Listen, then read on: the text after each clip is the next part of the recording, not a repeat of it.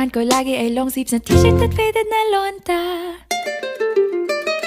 Pero noong makilala kita, nagbagong bigla ang aking timpla. Natutuwa ko na magpariban at mag-ahit ng kilay at least once a month. Hindi ko alam kung anong meron ka na sa akin ay nagpalambot ng bigla. Sinong mag-aakalang lalaki pala ang bibiyag sa tulad kong tigreng gala.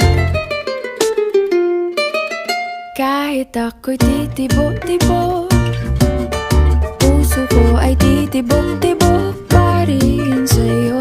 Isang halik mo lamang at ako ay tinatablan, at ang aking pagkababae ay nabubuhayan na para bang bulaklak na namumukadkad.